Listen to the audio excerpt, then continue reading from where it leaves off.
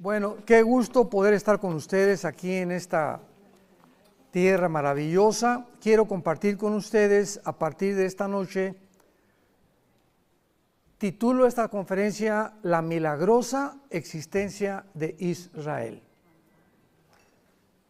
Porque no cabe duda que el 14 de mayo de 1948, que Israel logró su independencia, su libertad y su soberanía ante el mundo, con votos a favor de las Naciones Unidas después del genocidio nazi, ha sido el milagro más grande de la geología, de la historia del ser humano desde hace 6,000 años. Fíjense lo que les acabo de decir. El milagro más grande porque jamás en la historia se había formado una nación en un solo día. Y después de casi 1900 años de la diáspora famosa, del exilio, donde desde hace 2700 años las 10 tribus primero fueron llevadas a Siria, después 100 años después los babilonios, y en el año 70 después de Cristo, los judíos finalmente rechazan al Mesías, a Yeshua Mashiach, Jesús el Mesías, y entonces Jesús les dice, adiós, pero voy a regresar. Y cuando yo regrese, les dice en hebreo, Baruch Hashem Adonai Elohim, bendito el que viene en el nombre del Señor. En el 48 los judíos regresan, pero no se convierten. Entonces es el renacimiento nacional de Israel el 14 de mayo de 1948. Pero Israel, de acuerdo a la Biblia y a las palabras de Jesús, cuando regrese Jesús, se van a convertir.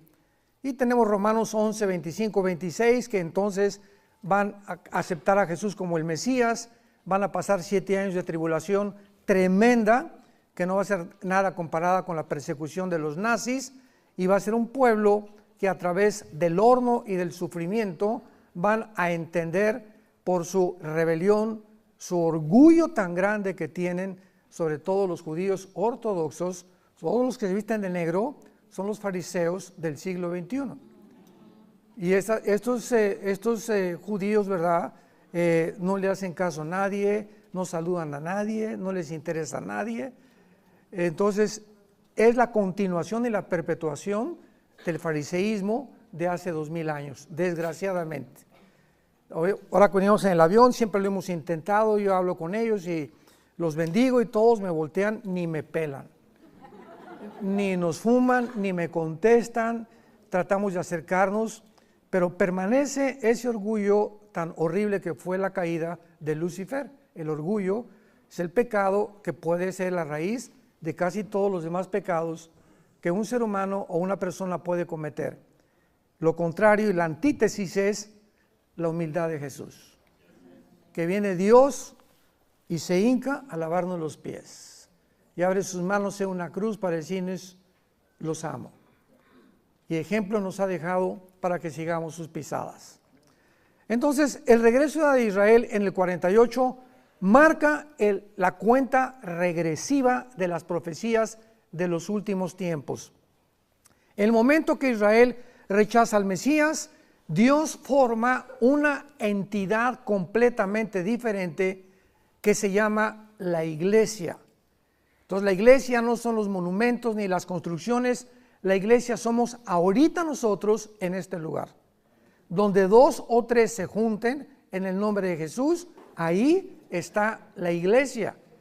Porque la palabra iglesia se compone de un prefijo griego ekklesios, que significa llamados fuera. Entonces, ¿quiénes somos los cristianos? Somos personas que Dios nos ha tomado del mundo, nos ha sacado espiritualmente para que lo conozcamos. Esta es la vida eterna, Juan 17:3. Esta es la vida eterna, que conozcamos a nuestro Creador y que lo adoremos en espíritu y le conozcamos en espíritu, porque Dios es espíritu y es preciso que lo conozcamos en el Espíritu Santo. Así que la iglesia no es la construcción y tampoco el cristianismo, lo venía platicando con nuestro guía, que es un guía maravilloso, Isaac lo conocen, es el jefe de todos los guías, necesitan los guías tener una cátedra, tienen que ser catedráticos en historia y en arqueología. Aquí en Israel no cualquiera es un guía, son personas preparadísimas en cuanto a la historia y la arqueología. Pero desde luego, ¿verdad?, que cuando ya entramos a la teología, pues ya es otro asunto. Pero una de las cosas que yo le compartía y me canso de compartir con la gente es que el cristianismo, desgraciadamente, como lo vamos a ver en estos estudios, por la ignorancia de este maravilloso libro que es la Biblia, no conocen que el cristianismo no es una religión. Pero el mundo, politólogos, filósofos, teólogos católicos, políticos, periodistas, han puesto el cristianismo con el budismo, con el zoroastrismo, con el islam, y es otra más de las religiones. Y eso fue, antes de que yo fuera cristiano, yo quería ser cura. A los 13 años entré al seminario salesiano en Acapulco, Guerrero, y después de estudiar, mi hermano y yo, colegio de lasallistas, somos lasallistas, primera, secundaria y preparatoria, pues me convencieron, ¿verdad? Y tenía yo mucha inclinación por Dios. Pero cuando me dijeron una noche en una reunión, el arzobispo en el seminario, que teníamos que hacer el voto del celibato sacerdotal, le preguntamos, éramos como 15, 16 muchachos, ¿qué es eso? Pues que no se pueden casar, que tienen que jurar no casarse para servir a Dios.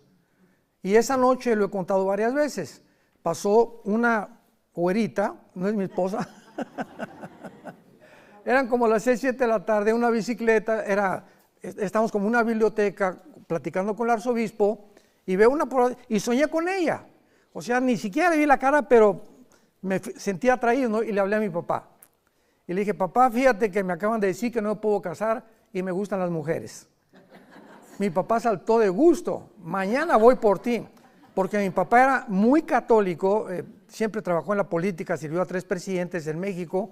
Mi papá era franciscano y traía su cordón de San Francisco aquí amarrado desde niño. Pero jamás, nunca nos llevó a misa, porque no era un católico practicante, y él sabía todo lo que se encontraba detrás de esta religión.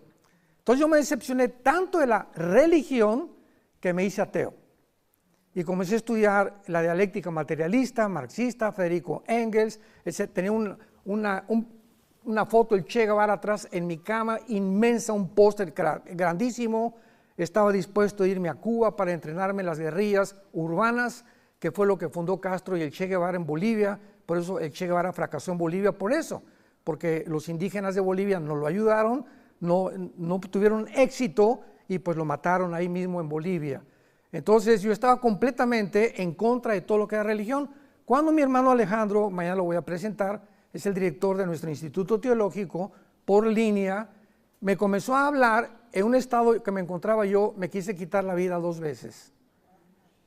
Y me dijo mi hermano, vengo a presentarte a Jesús. Le dije, estoy hasta acá de religión, he estudiado el budismo, he estudiado el zoroastrismo, he estudiado el islam, etcétera, etcétera, y no me convence ningún líder. Me dice, te vengo a hablar de una persona que se llama Jesucristo. Y le dije, bueno, Jesucristo que murió en la cruz, ¿y qué más? Entonces me regaló el Evangelio de Juan. Y me dijo, léelo. Y no pude llegar más que al Juan 14:6. Cuando escuché, yo soy el camino, yo soy la verdad y yo soy la vida, me acordé de Buda, el gordito antes que morir, ¿verdad? Dicen que acabó en McDonald's. Les dijo a los discípulos, busquen la verdad, el budismo es una religión atea. ¿Cómo que atea? O sea, ¿que entonces no todas las religiones creen en Dios? No, el comunismo es una religión. La masonería es una sociedad secreta ya introducida también dentro de las religiones. Entonces tenemos que conocer, hermanos, en Cristo, y estudiar, investigar de tantas mentiras que han propagado a través de los siglos. Y tenemos que descubrir cuál es la realidad y la encontramos únicamente en las Sagradas Escrituras. Pues ya mi hermano me dijo, continuó testificándome, llegó un momento que ya no aguanté con mi vida, me quería quitar la vida, les vuelvo a repetir, no encontraba un propósito, un significado, algo que le diera sentido a mi vida, ya estaba harto de todas las cosas que había atravesado y caí de rodillas con un misionero que mi hermano me llevó a las 5 de la mañana, porque le dije, ya me quiero matar, ya no quiero vivir. Y el misionero simplemente me sacó la Biblia y me enseñó, la paga del pecado es la muerte, Dios te ama, y de tal manera amó Dios al mundo que dio a su Hijo unigénito, y me comenzó a repetir versículos, no aguanté yo más que 5 minutos. Yo le había prometido, mi papá me dijo, los machos no lloran. Y desde los 12, 13 años de edad, por más de 10, 15 años, no lloré. No se imagina lo endurecido. El gadareno era Pinocho comparado conmigo. De lo enchamucado que me encontraba en mi condición, que el diablo me quería destruir. Y cuando encontré a Jesucristo, caí de rodillas y comencé a llorar y a llorar y a llorar, que nunca lo había hecho, desde que era niño. Pero no se imaginan, fueron casi 40 minutos, era como una cebolla que se le quitaban así las capas, y sentía yo que me quitaban y me despejaba y me despejaba, una limpieza que comencé a experimentar, y desde ese momento, cuando conocí a Jesús, yo supe que había llegado al final de mi búsqueda. Porque si no es Jesús, le hago una pregunta a cualquier teólogo, a cualquier científico, a cualquier persona preparada, si no es Jesús, ¿quién es? ¿Quién es, decimos en México, tu gallito Giro? Muéstrame al escritor que tú tengas, al religioso que tú tengas, al que tú me quieras mencionar, y de todos los libros que se consideran sagrados, los veas de los persas, el Tripitaka de Buda, el Corán del Islam, vamos a compararlo con la Biblia. No hay nada que se pueda comparar con la Biblia, y no hay nadie que se atreva, y estoy dando conferencias ante ateos, que me digan que se pueda comparar con la vida de Jesucristo. Una vez mi esposa y yo fuimos invitados a Ecuador, a Quito, por la Asociación de Psicólogos de Quito, para que yo les predicara a los psicólogos la contradicción tan grande que existe entre Sigmund Freud y la Biblia. Y ellos no podían creer, ¿verdad? No podían comparar a Sigmund Freud con Jesucristo. Y cuando les dijimos que Jesucristo venía realmente, no a cambiar la mente, que fue la equivocación de Freud, venía a cambiar algo más profundo que nadie revela más que la Biblia. Somos espíritu. Y el ser humano ignora esto, pero hay una condición y un elemento inherente del ser humano que es el espíritu. Y mientras el espíritu no renazca, tú permaneces muerto en tus pecados. Y crees que el problema está en la mente, en la psique. Por eso el 99% de los hospitales psiquiátricos, ¿cómo tratan a los pacientes? Con ecuaniles, con Valium, con Prozac, con puros tranquilizantes. Porque un hombre es incapaz de cambiar a un neurasténico, a un psicópata, a un sociópata, a una persona paranoica, porque más que con tranquilizantes nerviosos, porque el problema es más profundo, es espiritual. Y solo la sangre de Cristo es el antídoto para el problema del ser humano. Tenemos que entender, veamos en Isaías capítulo 44, unos principios importantísimos, porque esto es vital. ¿Por qué Israel? ¿Por qué la nación que Dios escoge? ¿Por qué los judíos? ¿Por qué no México? ¿Por qué no Guatemala? ¿Por qué no Italia? ¿Por qué no Francia? Etcétera, etcétera. Bueno, pues si hubiera sido Inglaterra, hubieran dicho los franceses, ¿y por qué no franceses? Y si hubiera sido México, ¿y por qué no los salvadoreños? La cosa es la siguiente, vamos a comenzar desde la A. Si Dios existe, Él cuando creó al ser humano, nos creó a su imagen y semejanza.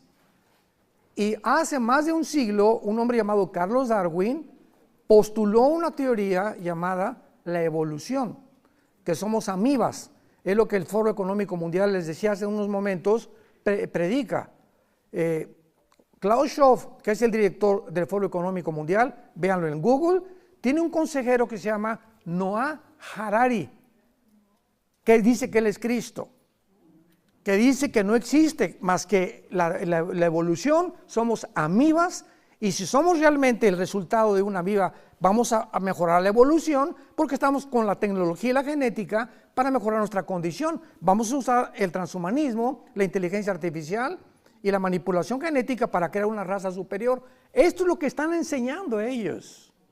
Y este Noah Harari es judío, así como George Soros es judío y está en contra de Israel. Así que no todo el que se dice judío realmente entiende la historia. Entonces, esto es importante porque la evolución se demostró en 1954, cuando se descubre el ADN, por el doctor Watson y el doctor Crick, que le dan el Premio Nobel de Medicina, 1954, lo que es el ácido desoxirribonucleico, que es imposible la evolución, porque el ADN de un perro no lo tiene un gato, el ADN de un rinoceronte no lo tiene una jirafa, y si tú cruzas a un caballo con una burra, sale una mula, y sale híbrida. Y de este principio genético existe desde Génesis 1, 11 y 12. Increíble. El primero que comenzó con los primeros experimentos fue Mendel, 1860, cruzando chícharos, y comenzó a postular las leyes de la herencia. Y hasta 1954 los científicos se detuvieron, no tenían para investigar más a fondo, hasta que se descubre el ADN, que impide e impedirá junto con los aminoácidos, si son médicos y científicos, no es posible la evolución. Y jamás se ha demostrado la mutación de una especie a otra especie. Hasta este momento, el famoso eslabón perdido, nunca lo van a encontrar, porque está perdido. Estamos llenos de mentiras, pero nunca ha habido tantas mentiras como en los últimos 3 años cuando se inició la pandemia. Jamás en la historia las noticias en la televisión, lo que oímos en el radio, las películas están, el diablo sabe que le queda poco tiempo y está nublando la mente, la razón, la coherencia, la lógica más elemental de políticos, filólogos, científicos, etcétera, etcétera, convirtiéndonos realmente en personas zombies. Porque es a lo que el mundo se está convirtiendo, en zombies. En personas que oyes hablar en la televisión sin ningún sentido, sin ninguna lógica, sin ningún raciocinio, estupideces. ¿Cómo es posible que el director del Foro Económico Mundial lo consideren el científico y el pensador número 1 y esté controlando a la mayor parte de los gobernantes del mundo, diciéndoles que van a crear una superraza y que vamos a evolucionar a otro punto más grande, cuando la genética demuestra que es imposible? ¿Cómo es posible que los gobernantes estén tratando de regresar al comunismo y al socialismo cuando ya se demostró que es un fracaso? ¿Qué nos pasa a los seres humanos? La Biblia, el diagnóstico que nos da es correctísimo. El ser humano es un ser enfermo espiritualmente, y hasta que no conozcamos quién es el camino, la verdad y la vida, tu vida nunca tendrá propósito, ni significado, ni ningún interés para lo puedas dedicar a cualquier cosa. Puedes llegar a presidente de la República, ser gobernador, tener una fábrica de diamantes, ya tienes la empresa, y cuando llegues a los 50, 60, 60, 70 años de edad, vas a descubrir que la vaciedad que tienes dentro de tu vida es más grande. ¿Por qué se mata Elvis Presley? ¿Por qué se mata Michael Jackson? ¿Por qué los grandes políticos, Alejandro el Magno, por qué a los 33 años ya no quiere vivir? Porque no tenía cosas que conquistar, porque fuimos creados para conocer y encontrar a Dios. Israel, en Isaías 44, nos muestra a Dios y nos comienza desde la A, como les dije, hasta la Z, que vamos a terminar, dándonos estas palabras. Así dice Jehová, Rey de Israel. Isaías 44, versículo 6. Y su Redentor, con mucho cuidado, abran sus oídos. Yo soy el primero y yo soy el postrero. Yo soy el Aleph y yo soy el Taf. Es la primera y la última letra del alfabeto hebreo. El alfa y el omega es la primera letra y la última del alfabeto griego. Entonces, cuando Dios dice, yo soy el primero, ¿qué nos está diciendo Dios? Que es imposible científicamente o mediante la investigación intelectual o estudio del ser humano, es imposible que nosotros descubramos cómo se originó el universo. Porque para que sea científico tiene que ser repetitivo, señores científicos que nos acompañan. Es imposible que el ser humano descubra a través de la investigación humana quiénes somos. De ahí que haya remedios psicológicos o psiquiátricos o manejos con pastillas tranquilizantes. No sabemos cómo curarnos. Imposible porque no nos creamos a nosotros mismos. Yo soy el primero, dice Dios. ¿Quieres saber cómo comenzó el universo? No, no sabemos. Vamos a inventar el Big Bang. Y es la respuesta. ¿Así? ¿Y quién produjo la chispa? Cabeza de melón. ¿Qué se encontraba? Porque científicamente todo efecto tiene una causa. Entonces tiene que haber una causa detrás de la explosión. ¿Y esta causa qué es? La nada no produce nada.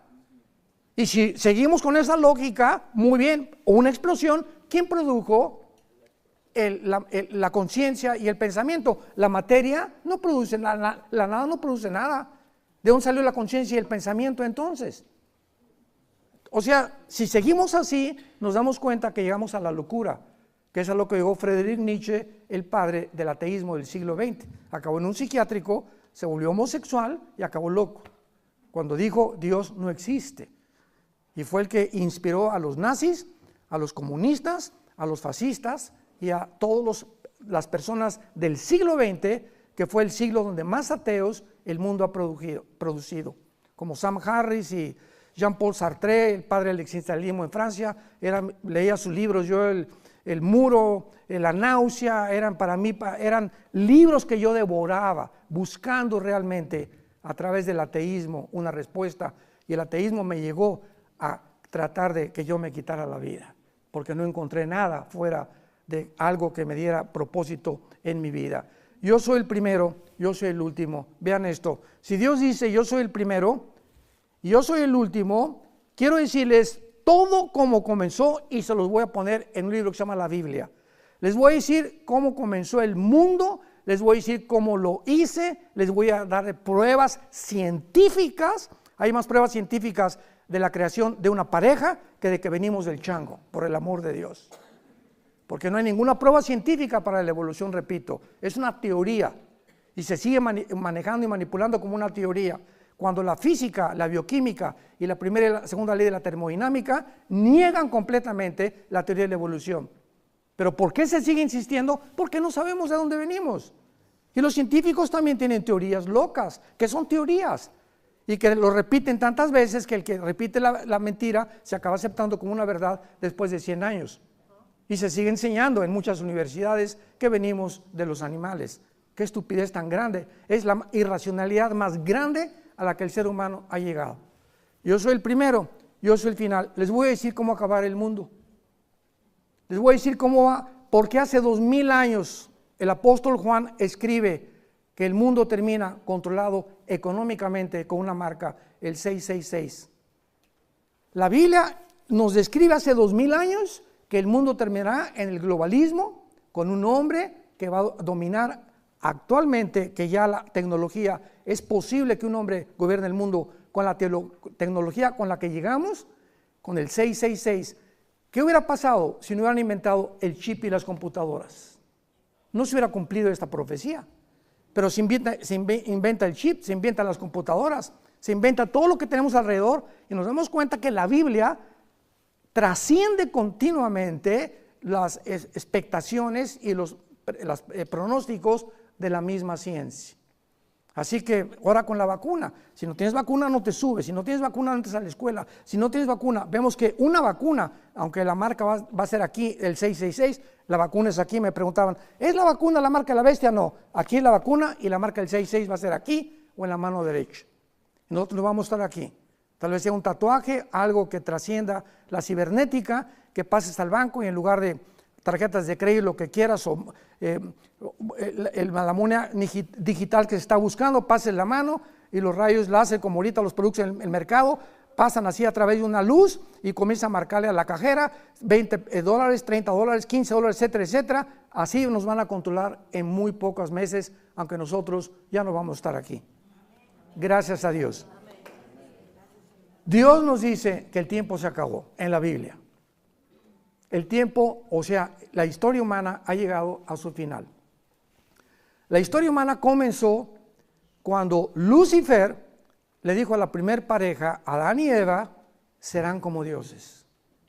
Y esta mentira ha sido continuamente, llevando una secuencia cronológica a través de toda la historia, Alejandro el Magno, Aníbal, Carlomagno, Saddam Hussein, Hitler, José Stalin, Hugo Chávez, mencióname la persona que tú quieras, todos los que llegan al pináculo de la fama y del poder anhelan controlarnos. No han podido, pero ahora la tecnología, repito e insisto y enfatizo, es capaz con la que hemos llegado de que una sola persona pueda ya gobernar las naciones enteras. Dice Dios, ¿quién proclamará lo venidero? Versículo 7. Ahora Dios reta a Walter Mercado, a Nostradamus, dame el profeta que tú me quieras mencionar, y pregunta a Dios, ¿quién puede proclamar el futuro? Escuchen esto y ponerlo en orden. Ponerlo en orden delante de mí, como yo hago desde que establecí el pueblo antiguo, que es Israel. Vienes a la Biblia, Dios le dice a Abraham, 70 años van a pasar en Egipto, y van a pasar esto, va a haber esclavitud, pero van a ser rescatados. Y después yo voy a levantar un líder, que fue Moisés, que los va a sacar de Egipto y los va a guiar hasta la tierra de Canaán. Y vienen los profetas hebreos para decirnos, el mundo va a tener solamente 4 imperios antes de Cristo, babilonios, medos persas, griegos y romanos, el libro de Daniel. En un orden y una secuencia cronológica exacta, la historia corrobora que ese fue el orden en la que los imperios se sucedieron unos a otros en los siglos pasados.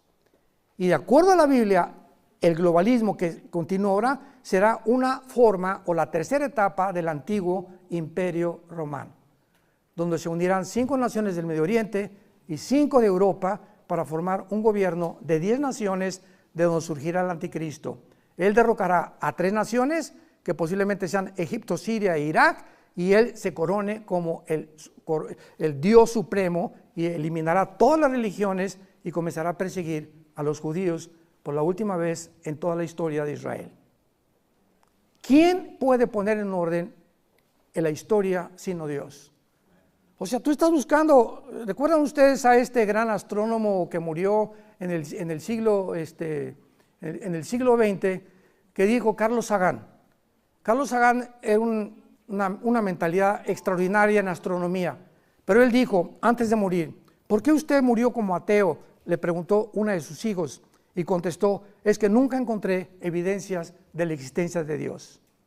Cuando en 1954 el puro ADN demuestra que hay un código escondido en cada una de las células, escrito. ¿Y qué te habla esto? Que hay una inteligencia. ¿Quién escribió el ADN?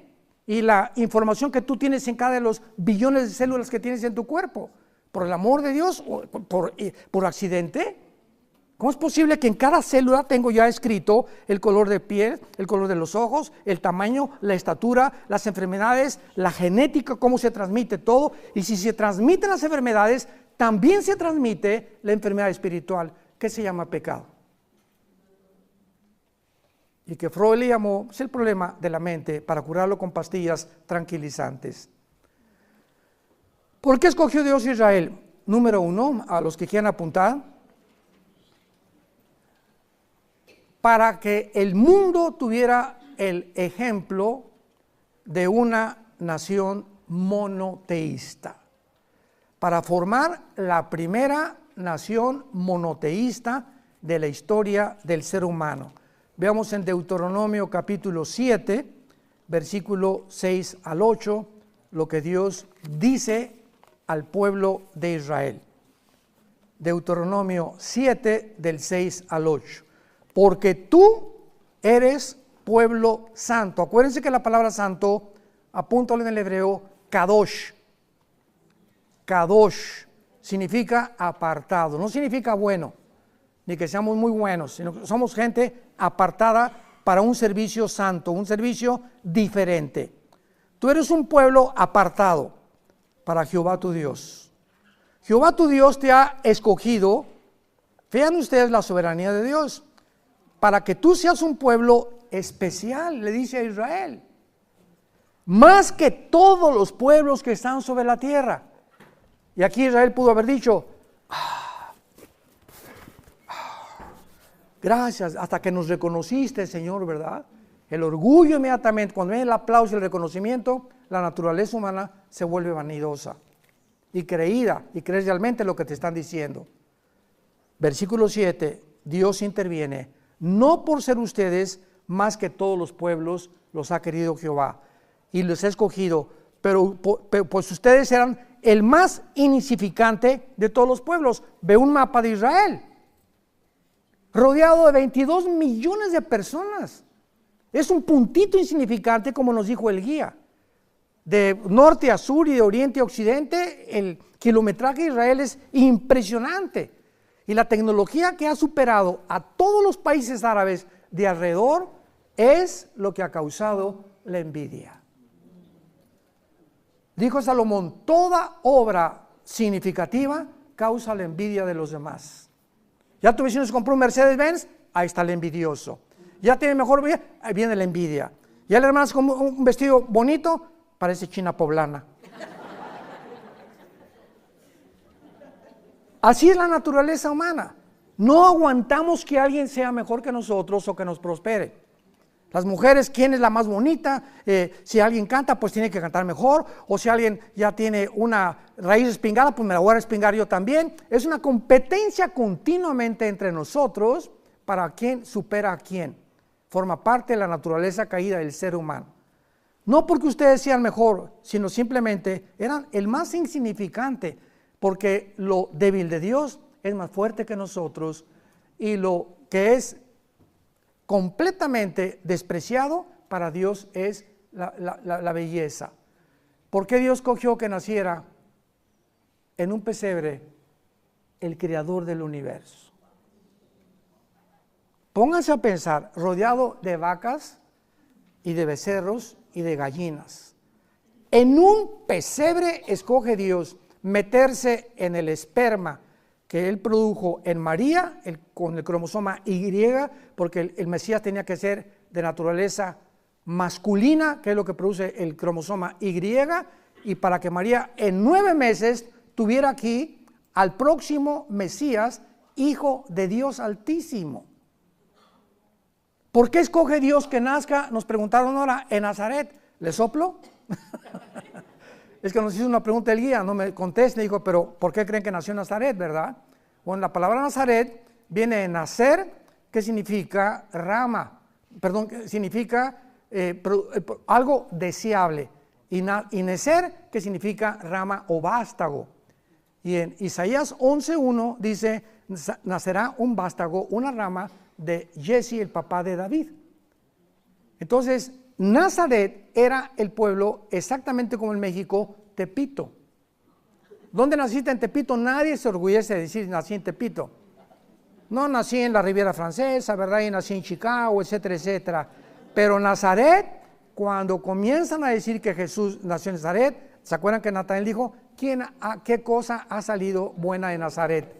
Era un pueblo despreciable, un pueblo bajo, un pueblo débil, un pueblo que nadie consideraba que nada pudiera salir de ahí. Ahí escogió Cristo para desarrollar su infancia como carpintero. Y cada vez que Cristo, durante su carpintería, clavaba un clavo, sabía perfectamente bien que estaba haciendo en lo que iba a morir. Iba a morir con la madera con la que él trabajó.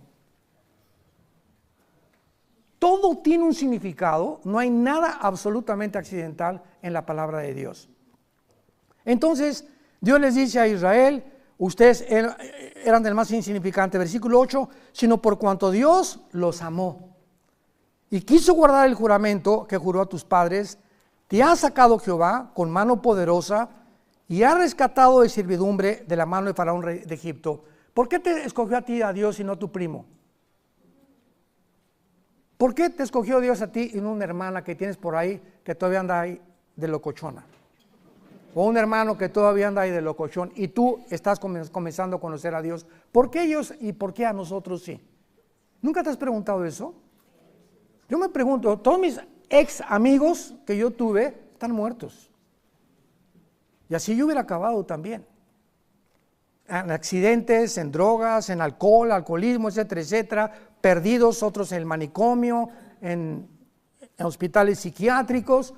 porque toda esa época de los 70s, de los 80s, ¿verdad? Fue la época más peligrosa. Elvis Presley, los grupos de heavy metal, vinieron todos los rock and rolleros, vino la marihuana, los Beatles diciendo el que fuma marihuana te transporta. John Lennon compuso la canción Lucy in the Sky and the Diamonds, que es LSD, dietilamida de ácido lisérgico. Fue una época, la cocaína comenzó en los 80s, 90s, pero todo el siglo XX, el final del siglo XX, el diablo lo preparó para que entráramos al siglo XXI, a la tecnología, y nos ensoberbeciera la ontología, haciéndonos creer la mentira del diablo, que vamos a ser dioses. Todo tiene un sentido. ¿Por qué eres tú y por qué no tu hermano? ¿Por qué no es tu papá? ¿Por qué tu papá y no tu mamá? Porque Dios te ama. Pregunta, ¿qué no ama también a mi papá y no ama a mis hermanos? Así es. Sin embargo, el plan de Dios es soberano. Y tú tienes a los que amas porque tú y tu casa serán salvos. Si oramos y les damos testimonio. Tú no puedes con tu vida que tú llevas, que tu prima o tu hermano o en tu casa digan, ay, sí dicen que Canchita es cristiana, y ya la vi, antier se emborrachó, y se fue con otro, y se divorció, hizo y esto y el otro. Si tú rompes tu testimonio y tus convicciones bíblicas, no vas a alcanzar a nadie en la vida. Nos ha llamado Dios a ser santos en toda nuestra manera de vivir. Y ese poder solamente lo da el Espíritu de Dios. En segundo lugar, ¿por qué es que Dios es Israel? Para entregar, vean ustedes, para entregarnos sus leyes morales, ceremoniales y civiles, porque solo Dios puede legislar la moral. ¿En qué mundo vivimos ahorita? En el que ya hemos llegado a la locura de que un hombre no es un hombre, una mujer no es una mujer. Y están adoctrinando a los niños, vistiéndolos a las niñas de príncipe y a las niñas, a las niñas de príncipe y a los niños de princesas. En las escuelas. ¿Cómo es posible que hemos llegado a este grado de locura ya? Donde la identidad del ser humano está siendo robada. Hay un poder, dice la Biblia, no tenemos lucha contra sangre y carne, Efesios 6:12. Hay un poder operando una energía, el misterio de la iniquidad, segunda de Tesalonicenses 2, 4 y 5, que está operando en el mundo, en los seres humanos, para robarnos y convencernos que no somos lo que Dios nos creó. Escuchen esto, el 65% de las personas transgénero se suicidan. Chécalo. El 65% de los que han hecho una operación quirúrgica para supuestamente cambiarse de sexo, se suicidan. ¿Sabes por qué? Porque no puedes cambiar tu genética ni tu biología. Tú eres lo que el cromosoma Y, eres hombre, 2X, eres mujer. Pero tu mente se descompuso, se aflojaron los tornillos y dices, niego mi genética y niego mi biología y no soy esto. Quiero ser lo otro. Ok, lo eres y te operan y viene una lucha entre la mente y tu cuerpo. El cuerpo se revela y te lleva a quitarte la vida. ¿De qué habla esto? ¿Por qué no están convencidos por qué continúan permitiendo las operaciones quirúrgicas para cambiarse el sexo? ¿Por qué? ¿Por qué esta locura? Médicos que saben que es una locura, que jamás va a resultar. ¿Por qué lo siguen permitiendo? Por el amor de Dios. Por la manipulación de la agenda global, que es una élite que está tratando de descomponer a las naciones. Veamos nosotros que Dios le dice a Moisés en el libro del Éxodo, ahí entrega los 10 mandamientos. El fundador de la cadena de televisión CNN, Ed Turner se llama. Tuvo como 4 esposas, la última fue Jane Fonda, una artista de cine que también tenía un gimnasio, ¿verdad?, para The Fit. Y Ted Turner, cuando tenía 15 años, supuestamente iba a una iglesia bautista con su hermana que quería mucho. Se muere la hermana de cáncer de Ted Turner, el dueño de CNN, bueno, ahorita ya es como tiene el 30-40% de las acciones, y le pide a Dios que sane a su hermana y la hermana se muere. Y por haberse muerto su hermana, él se vuelve ateo. ¿Y saben lo que hizo? escribió los 10 mandamientos de Ted Turner. Ahora, ¿podemos llegar nosotros a un grado de decir qué es bueno y qué es malo? Le preguntan a la secretaria de salud de Estados Unidos, ¿qué es una mujer? No supo qué contestar. Hemos llegado, el día que lleguemos, que tú no eres lo que eres y no eres una mujer, ni eres un hombre, y es una locura, esto es un manicomio. Aceptado por gobiernos, aceptado por los pseudocientíficos. ¿Cómo es posible que hayamos llegado a ese punto? Es una locura el mundo. Hay de los que dicen bueno es malo y lo que es malo es bueno. Isaías 5:25. Dios es el legislador de la ley y Él es el que dicta las leyes morales y el único código de conducta y moral que podamos aceptar está en la Biblia. Yo le dije ayer a una persona que es judía y que habla muy bien español, me dijo que era ateo, tuve una conversación con él y le dije, si tú eres ateo, dime cuáles son tus 10 mandamientos. ¿Me puedes escribir cuál es tu código de conducta y moral que les vas a enseñar a tus hijos? ¿Tú vas a inventar lo que es bueno y lo que es malo? Al decirme no hay Dios y rechazo a Dios, te haces Dios. El ateísmo ahora es insostenible filosóficamente. Porque cuando una persona no tengo a Dios, en ese momento no tengo ninguna fuerza externa, otra que trascienda, que me diga quién soy, ni tampoco lo que tengo que obedecer. Yo voy a dictar quién soy. Yo voy a decidir qué es bueno y qué es malo. Eres un Dios. Te has endiosado. Entonces no eres ateo, porque tú eres Dios. ¿Se dan cuenta la contradicción filosófica? Es una locura, o sea, no tiene raciocinio, no tiene lógica, la más elemental. Hemos violado todas las leyes del pensamiento humano. Los mismos filósofos griegos, Sócrates, Demóstenes, Platón, decían pienso, luego vivo, tiene que haber una causa, esta causa no está en mí, esta causa tiene que estar lejos de mí. Los filósofos griegos llegaron a la conclusión de que tiene que haber un ser superior, no le llamaron, pero alguien tiene que existir que nos dio la vida. Yo cuando prediqué en la Facultad de Filosofía de la UNAM en 1995-96, reté a todos los filósofos los maestros de la UNAM, en la Facultad de Filosofía, y les dije a los estudiantes, antes de comenzar, porque comenzaron a burlarse de mí y a chiflarme porque llevaba la Biblia, no, es un padrecito, me acuerdo todo lo que me dijeron.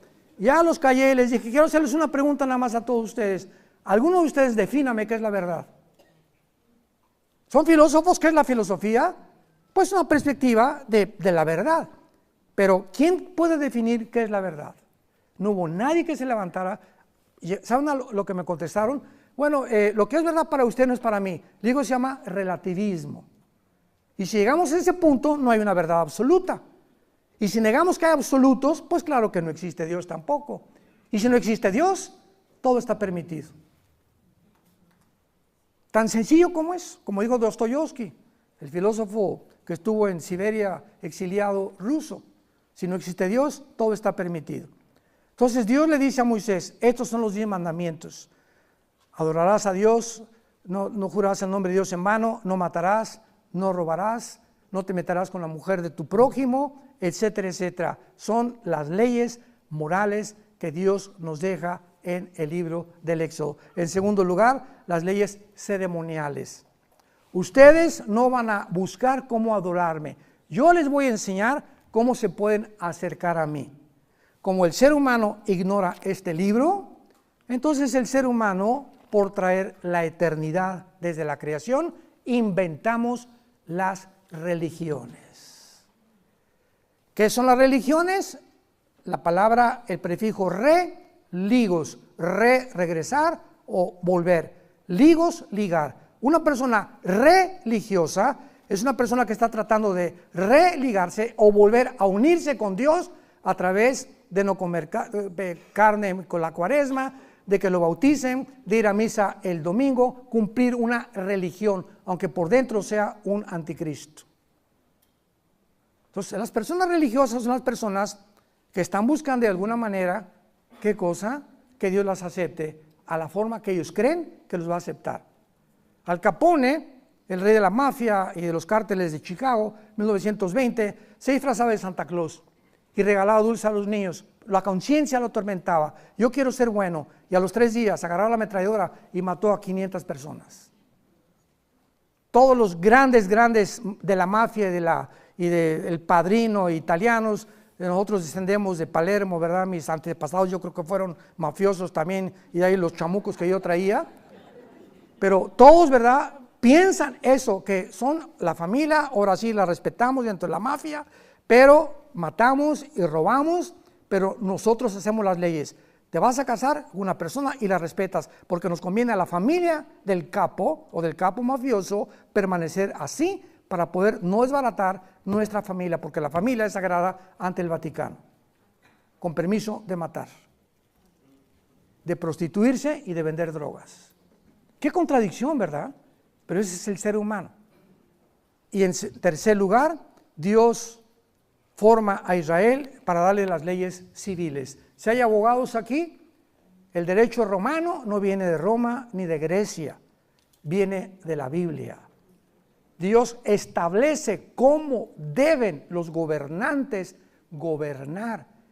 Y exactamente el patrón de cómo está en la Biblia lo tiene Estados Unidos de Norteamérica. En Estados Unidos de Norteamérica hay un juez, hay un jurado que lo escogen y hay los abogados y se presenta un público para públicamente examinar las evidencias que son consideradas por el juez, el que dicta la sentencia final. Así es como está exactamente en la Biblia. Se parece a México, ¿verdad? Súbase y después alegamos. Como decía Pancho Villa, mátenlo y después averiguan. Y prevalece la ley del terror. ¿Por qué? Porque no hay leyes, y las leyes civiles las estableció Dios de cómo gobernarse. Esto es maravilloso porque nos habla claramente de por qué Dios escogió a Israel, para que sea a través de esta nación la que pueda presentar, demostrar al mundo las leyes de Dios, las leyes civiles, las leyes morales, las leyes de cómo debemos adorar a Dios. Fue lo que quiero terminar con esto. Capítulo 4, mañana continuamos, la mujer samaritana. ¿Se acuerdan de la mujer samaritana? Llega Jesús y tenía así en su calendario, tenía la cita a las 12 del día. El Padre le hizo el calendario a Jesús, tienes una cita con una mujer. Y dice en Juan capítulo 4, le era necesario ir a Samaria. ¿Por qué necesario? Porque estaba en su calendario de Jesús. ¿Y por qué a las 12 del día? Porque las mujeres honestas y no prostitutas recogían el agua a las 8 de la mañana, cuando no hay sol. Pero las marginadas, para que nadie las criticara, iban a las 12 del día. Y Jesús fue a visitar a la peor de las mujeres. Llevaba 5 maridos y con el que vivía era su amante, la chulis. A ella vino Jesucristo a darle el plan de salvación. Y vean la mujer, 5 maridos, llevaban 5 matrimonios y vivía en Amaciato, pero era bien religiosa. Mis padres adoraron en ese templo. Todavía, vean ustedes, ¿no? O sea, yo puedo casarme y divorciar y seguir persinándome. Y ustedes dicen que en Jerusalén, y Cristo le dice, mira, no es ni allá, ni en el catolicismo, ni en el protestantismo, ni en la bautista, ni en la presbiteriana, ni en los musulmanes, ¿verdad? No es la religión ni la organización, créeme a mí. Es Jesús. No le creas a ninguna organización ni a ninguna religión, créele a un hombre que se llama Jesucristo. Y el cristianismo no es una religión, es una relación viva, dinámica, orgánica con alguien que vive. Y que esta noche quiere entrar a tu vida como tu Salvador.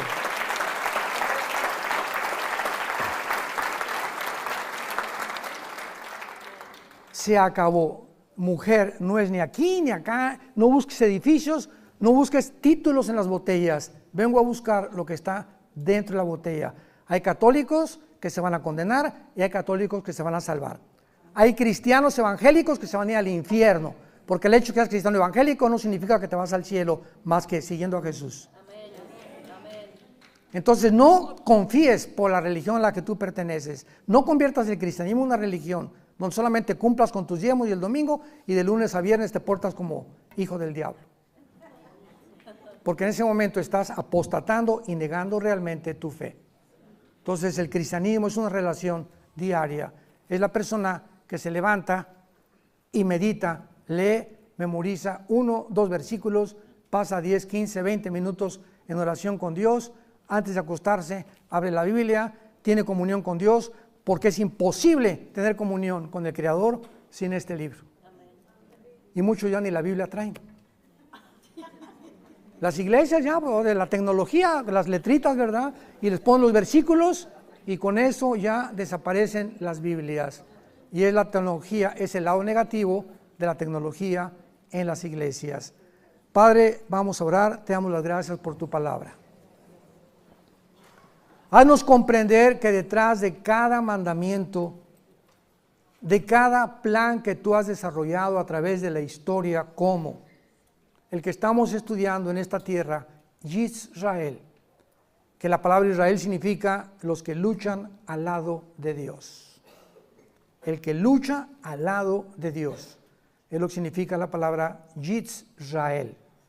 Y ahora nosotros somos realmente tu pueblo como la iglesia, pero tú no te has olvidado de los judíos, porque tienes 3 capítulos en el Nuevo Testamento, Romanos 9, 10 y 11, que nos dicen claramente que vas a regresar por ellos y te van a reconocer como el Mesías en tu segunda venida después de la Tercera Guerra Mundial.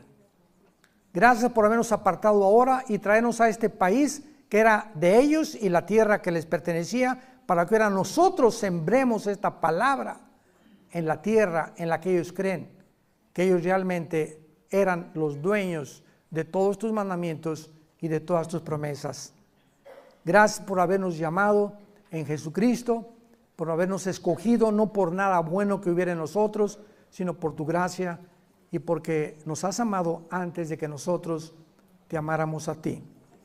Te decimos que te amamos, Jesús, que queremos permanecer en la esperanza a la que nos has llamado hasta el fin y que podamos ser renacidos de nuevo, verdaderamente sirviéndote en espíritu y en verdad. En el nombre de Jesús. Amén.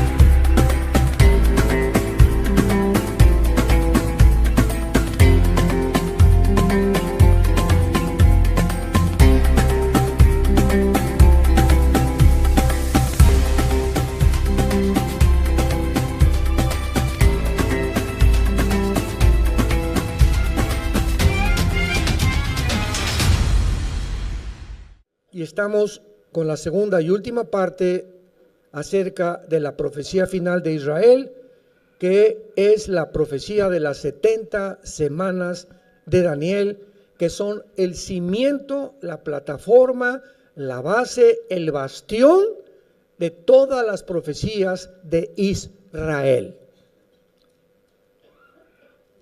Rápidamente, Daniel se encuentra bajo el imperio persa, comienza a examinar las profecías de Jeremías, descubre que los 70 años de exilio de Babilonia están a punto de cumplirse, se pone a ayunar, se pone a orar, a buscar a Dios con todo su corazón, porque Daniel quería saber qué futuro le esperaba después del exilio a Israel.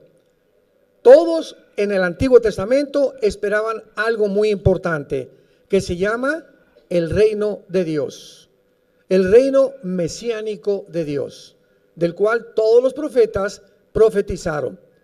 Entonces Daniel quería saber, ¿ya viene el reino de Dios? ¿Ya vamos a entrar al reino de Dios? Cuando Cristo vino al mundo, vino anunciando precisamente, el reino ha venido a ustedes. Pero él estaba hablando del reino espiritual. O sea que todos aquellos que creyeran en mí, dijo Jesucristo, comienzan a entrar espiritualmente al reino de Dios. Y nosotros nos adelantamos a Israel para entrar al reino de Dios espiritualmente. Pero también viene un reino físico que se conoce como el reino mesiánico de 1000 años, que explica todo el capítulo 20 de Apocalipsis y se conoce como el milenio. Así que si tú tienes a Cristo y yo tengo a Cristo, ya estamos en el Espíritu, en el reino de Dios. Por eso dice Efesios que ya estamos sentados con Cristo. Romanos capítulo 6, ya fuimos enterrados. Cuando Cristo resucitó, resucitamos con Él. Algo que sucedió hace 2000 años. ¿Cómo es posible que el Apocalipsis haya sido escrito hace 2000 años? El apóstol Juan viaja al futuro 2000 años y ve la guerra del Armagedón, ve la guerra mundial, ve al anticristo, ve al falso profeta. Juan regresa otra vez a donde se encontraba en la isla de Patmos, exiliado en Apocalipsis, y escribe algo que ya sucedió, que no ha sucedido y que está por suceder. ¿Te están brincando las neuronas? ¿Cómo es posible que pueda encontrar en la Biblia cosas que ya sucedieron? Porque lo que vio Juan, el mundo gira en 365 días. Juan se adelantó 200,000 vueltas de la tierra alrededor del sol. Juan se adelantó 2000 años y vio un evento y regresa otra vez al mismo lugar donde se encontraba en el imperio persa. Cuando Alberto Einstein descubre la fórmula E igual a mc al cuadrado, Einstein descubre la cuarta dimensión. Lo que la Biblia explica, energía igual a la masa por la velocidad de la luz al cuadrado. ¿Qué significa esto? Que el tiempo no existe. El tiempo no existe. Ahorita ve tu secundero en tu reloj. Presente. El momento que marca un segundo el secundero, el pasado, ¿dónde está?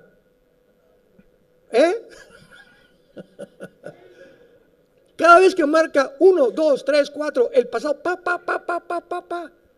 ya quedó completamente atrás. Ese el segundo, no lo recuperas jamás.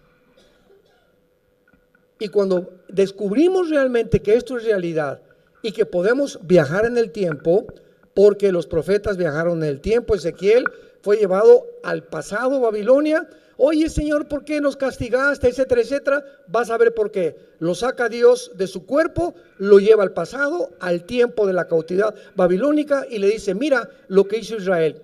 Los sacerdotes violaron, comenzaron a adulterar, a fornicar, a hacerle infiel a sus esposas, y por esto están castigados ahora. Y regresa al presente Ezequiel, y entonces se entiende que Dios es un Dios justo. Pablo en 2 Corintios 12 es arrebatado y llevado al cielo.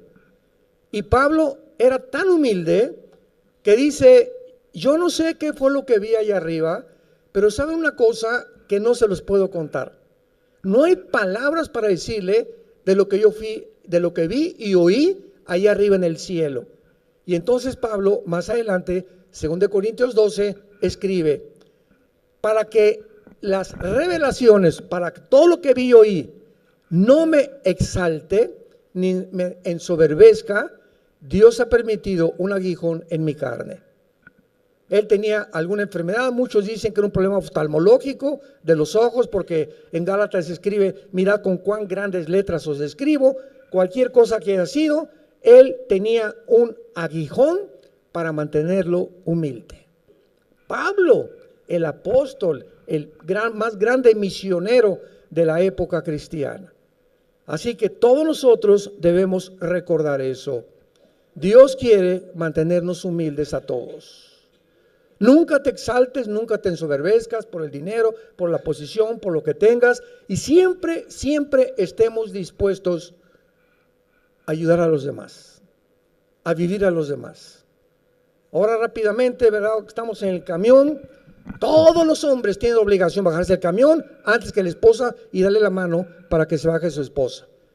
No digo cuántos lo hicieron ni cuántos no lo hicieron. Al principio lo tuve que hacer yo con otro hermano porque todos pasaban como los chinos.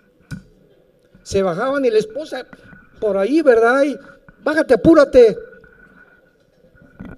Cuando te sientes en un restaurante, le jala la silla a tu esposa, porque ellas merecen respeto, consideración y caballerosidad, que se ha perdido completamente en nosotros los varones, y tenemos que regresar al varón de Dios.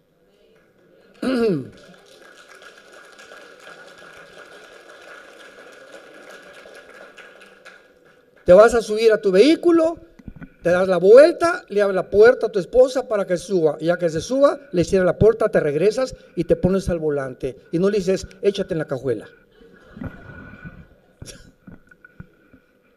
Estos detalles a nosotros los varones nos parecen que no tienen la menor importancia. Para ellas tiene muchísimo, porque la mujer es muy detallista y tenemos que estar continuamente enamorándolas. Se pierde la caballerosidad. La mujer necesita sentirse respetada, admirada y cuidada, porque para eso Dios nos creó más fuertes que ellas. Y hablo en el sentido general. Claro que hay mujeres como Golda Meir, la primera ministra, Margaret Thatcher, mujeres increíbles. La excepción no rompe las reglas. Pero generalmente hablando, la mujer necesita caballerosidad. Como varones, no perdamos eso, hermanos.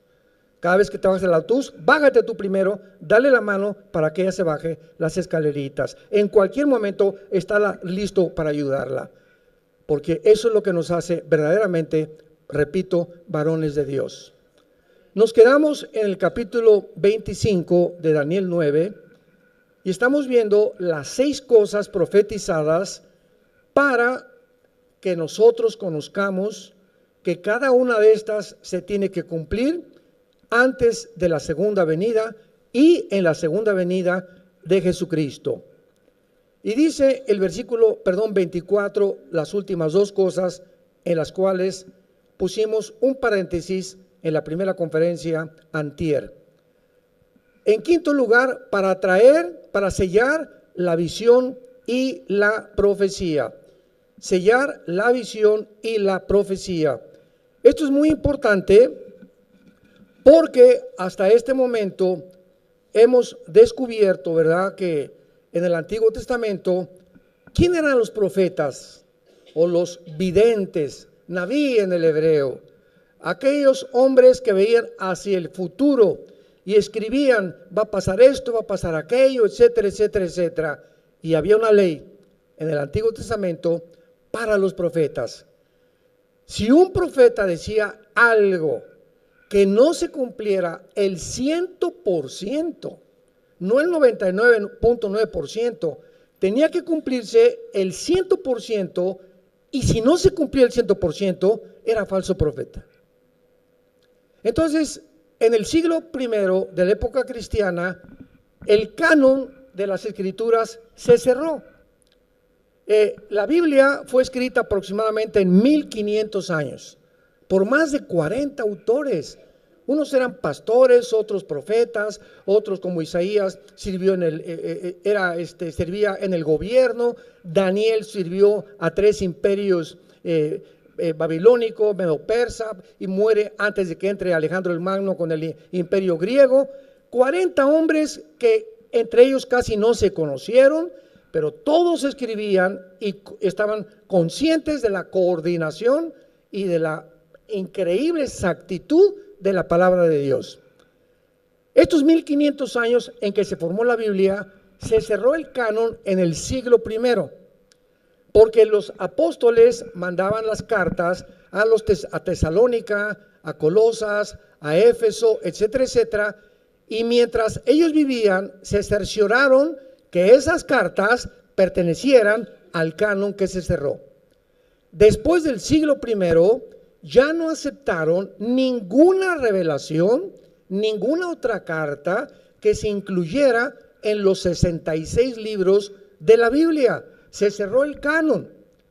Y termina el apóstol Juan diciendo en Apocalipsis: cualquiera que de aquí en adelante, o tú oyes que un ángel o que dijeron, o tuvo una revelación, una profecía, cualquiera que le agregue algo a lo que está escrito, o le quite algo de lo que está escrito, va a caer en las maldiciones de Deuteronomio capítulo 28 y las maldiciones de Dios. Entonces entra la nueva era, el Nuevo Testamento, y entramos en la época de la apostasía, en los que creo que comenzó 85, 90, más o menos, un movimiento fortísimo dentro de la iglesia cristiana de apóstoles y falsos profetas, donde el rey de Ecuador va a salir este presidente, y de Cuba va a salir aquel presidente, y ahora va a venir una muchacha con un vestido rosa el domingo a la iglesia, esa va a ser tu esposa futura.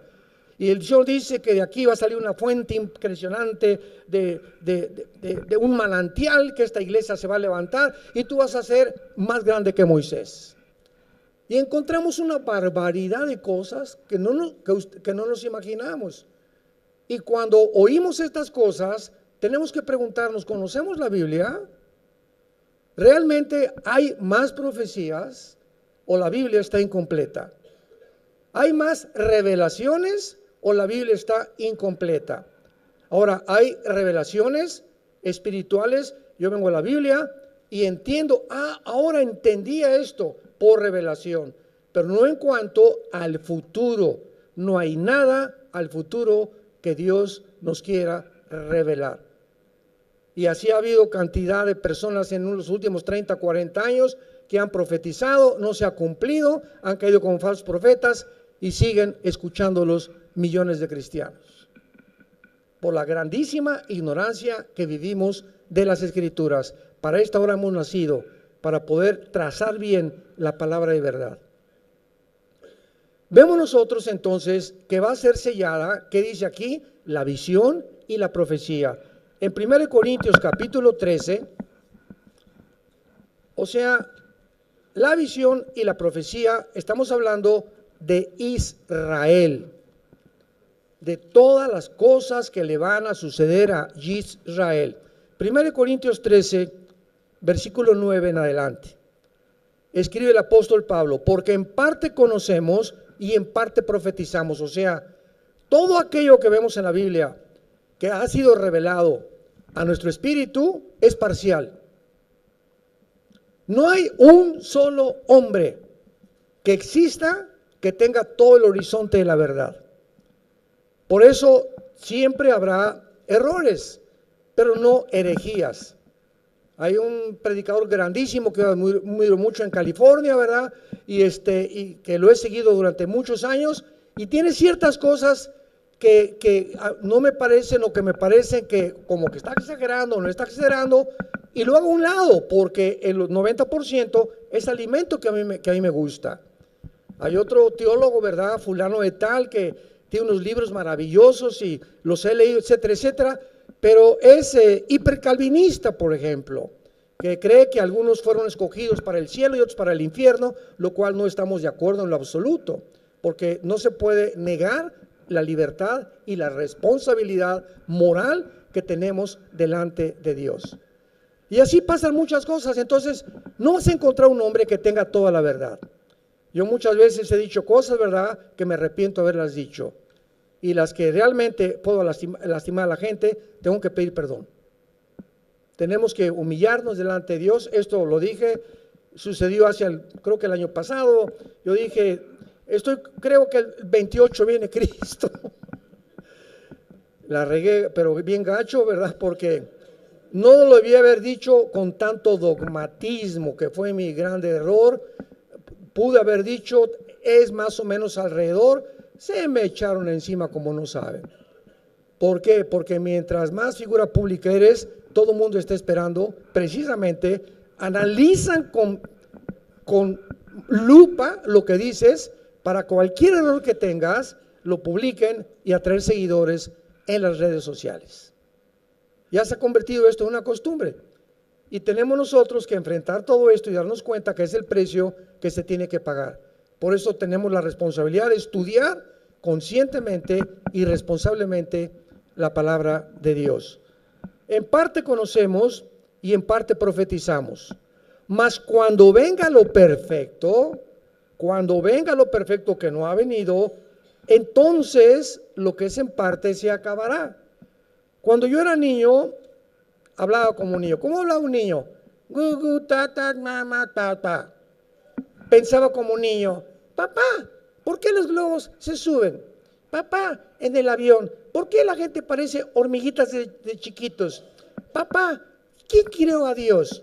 Pensamos como niños. Juzgábamos como niños. Papá, si me quieres, ¿por qué me pegas? Mas cuando ya fui hombre, dejamos todos esos pensamientos y comenzamos a madurar. Ahora vemos por espejo, oscuramente. Mas entonces, o sea, cuando venga Jesús, veremos cara a cara. Ahora conozco en parte, pero entonces conoceré como fui conocido. Pero ahora permanecen la fe, la esperanza y el amor. Estos tres, pero el mayor de ellos, y lo dice el capítulo precisamente de 1 Corintios, tú puedes ser un teólogo y conocer todos los misterios, hablar en lenguas y tener poderes de lo que tú quieres. Pero si no tienes amor, ¿sabes una cosa? No eres nada. Todas esas características y virtudes que se atribuyen que tú tienes, o un gran predicador, o un gran historiador, o lo que sea, no me importa lo que sea, dice Dios. Estoy buscando que tú puedas cada vez enamorarte más de mí y amar más a tu familia, amar más a la gente, amar más a tus hermanos. Si entramos a la iglesia, les dije, como si entramos al cine y otra al cine, las palomitas, y no me importa quién está acá, y así hay gente que entra a la iglesia o aquí en las reuniones, no ves a nadie, no saludas a nadie, no ves el que está atrás, etcétera, etcétera, porque vienes solamente a complacerte, a mí. Y cuando entras a la iglesia, entras buscando a quién podemos abrazar, a ayudar, una palabra. Doña Chenchi está la pobre con cara de mártir desde que entré a la iglesia. Doña Chenchita, nadie la pela, nadie la fuma, nadie le hace caso, porque no les importa a nadie. El amor comienza a enfriarse en nosotros y comenzamos a creer que somos grandes cristianos porque hacemos grandes cosas, pero lo que a Dios le interesa es que amemos a las ovejas por las cuales Él dio su vida en la cruz. El que está junto a ti, Cristo murió por él. El que está atrás de ti, Cristo murió por él. Entra y busca siempre a quien abrazar, a quien darle una palabra, a quien los WhatsApps, ¿para qué nos sirven? Yo WhatsAppeo 100 WhatsApps a la semana, me llegan mensajes y los comparto con toda la gente que pueda, a discípulos, etcétera, etcétera, porque siento que me edifica. Esto lo tiene que saber este hermano, y tenemos tantas personas que pienso quién puede bendecir esto, y estamos continuamente pensando no en nosotros, en los demás. Y no te imaginas cómo vas a crecer y cómo vas a madurar y cómo vas a parecerte cada vez más a la imagen de Jesucristo. Porque finalmente cuando lleguemos al cielo, Pedro, hice 100 iglesias. Pedro, gané 400 millones de almas y construí 50 asilos y 10 orfanatorios, Pedro. Ya están listos mis regalos, etcétera, etcétera. ¿Saben ustedes cuál es la única pregunta que Dios nos va a hacer cuando lleguemos al cielo?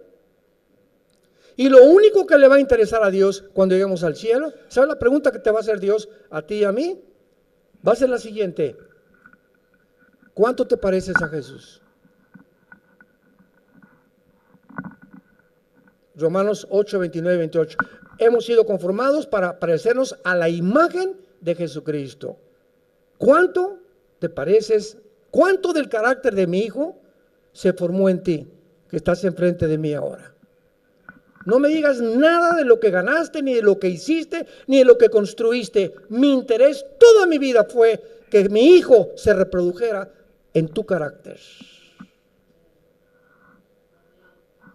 Regresamos entonces a Daniel y comprendemos por qué la visión va a ser sellada y la profecía, pues porque ya no se va a necesitar.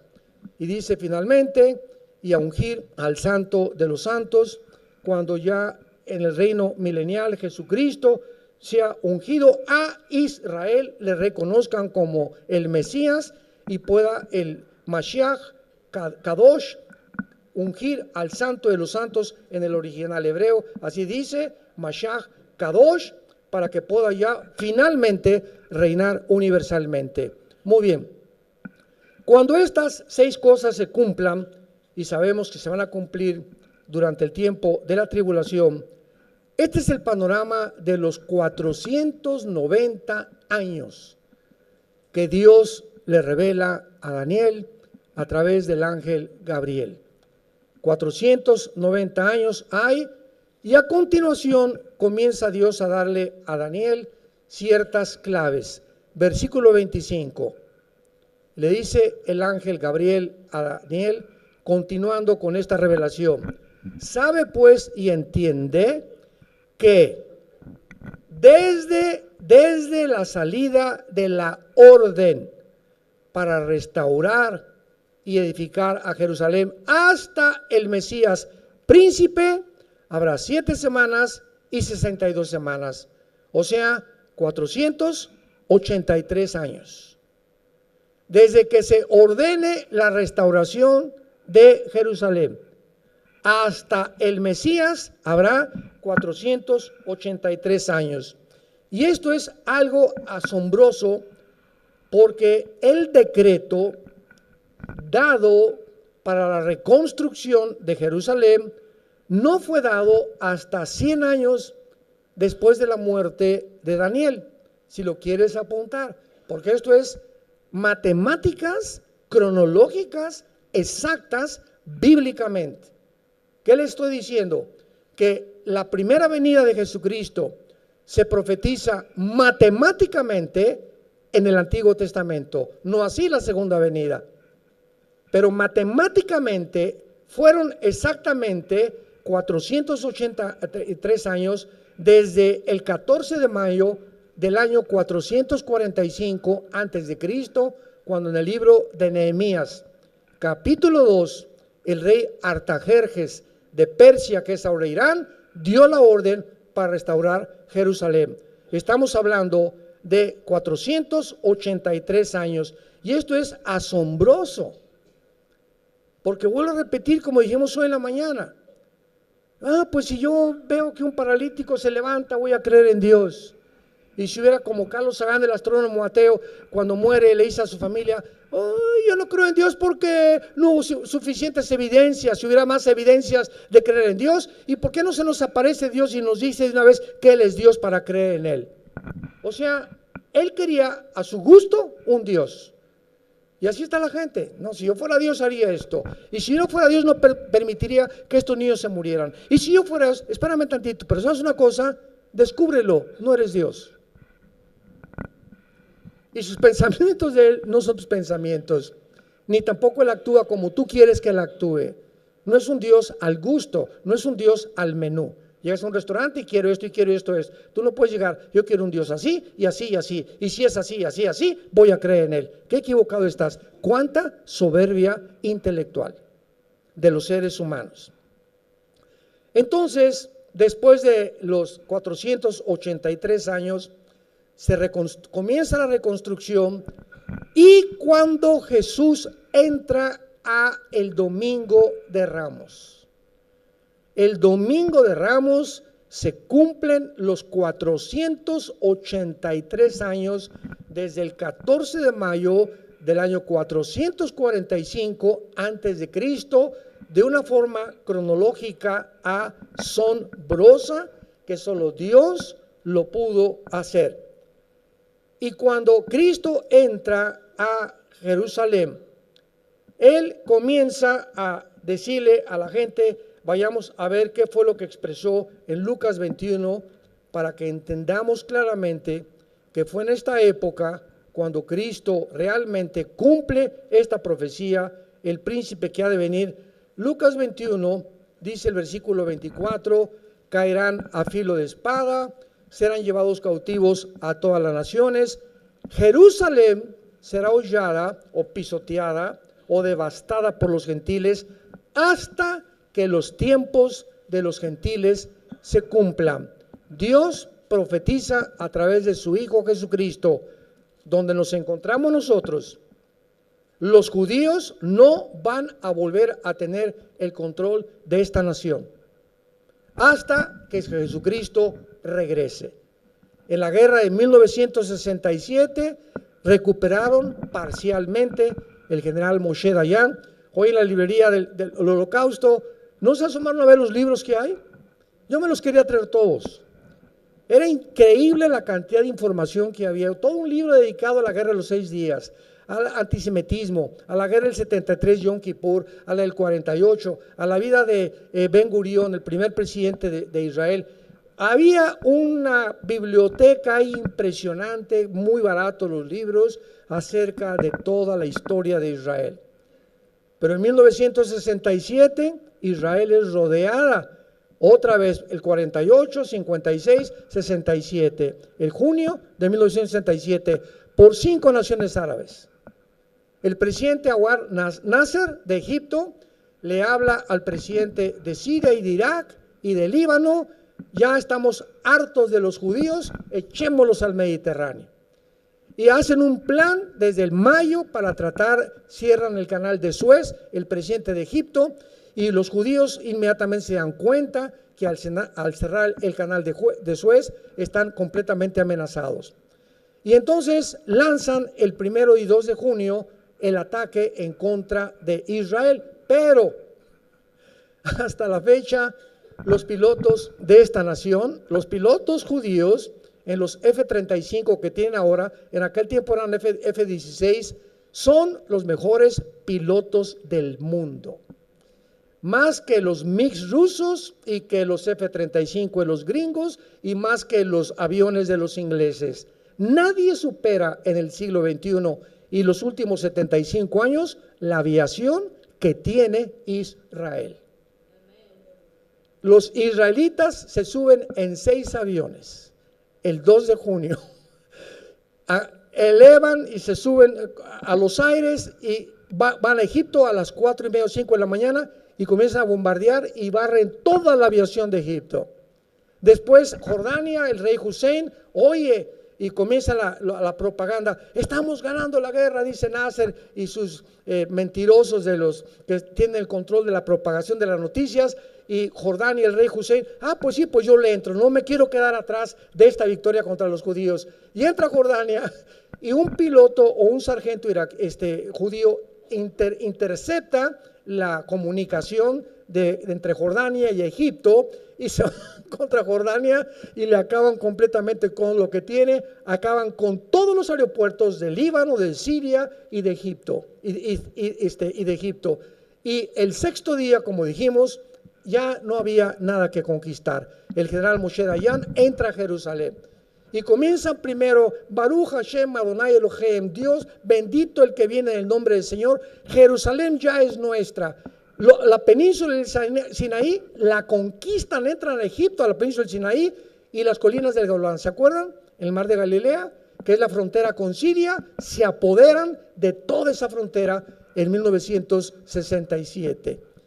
Pero pasan algunas semanas y la Liga de Naciones o las Naciones Unidas, la ONU, les manda un recado y les dicen: si ustedes mantienen el control de la península de Sinaí y no se salen de las colinas del Golán, va a haber una guerra peor todavía contra los musulmanes.